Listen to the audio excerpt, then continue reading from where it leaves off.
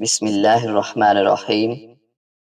ایک رات ایک لڑکی اپنے خامند کے ساتھ لیٹی ہوئی تھی کہ آدھی رات کو اس نے آرام کے ساتھ موبائل اپنے ہاتھ میں لیا اور باہر کمرے سے نکلی۔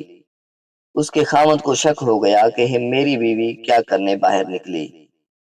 تھوڑی دیر بعد اس کی بیوی واپس آ کر آرام کے ساتھ اپنے خامند کے ساتھ لیٹ گئی۔ دوسری رات اس کے خامند نے اپنا سم کارڈ نکال کر اس کے موبائل میں ڈال دیا اور بیوی کا سم کارڈ اپنے موبائل میں ڈالا۔ جب آدھی رات ہو گئی تو اس کی بیوی نے پھر سے آرام کے ساتھ موبائل اٹھایا اور کمرے سے باہر نکل گئی۔ خامند کو اور شک ہو گیا اور انتظار کر رہا تھا کہ اب کوئی تو اس نمبر پر کال کرے گا، لیکن کسی نے بھی کال نہیں کی اور اس کی بیوی واپس آ کے لیٹ گئی۔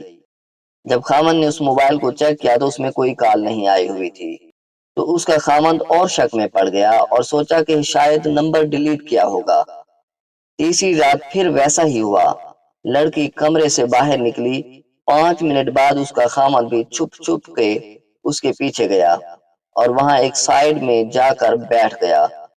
تو خامند نے دیکھا کہ اس کی بیوی نے وضو کیا اور گھر کے ایک کنارے میں جائے نماز بچھائی اور موبائل کی لائٹ آن کر کے رکھ دی اور نماز میں مشغول ہو گئی۔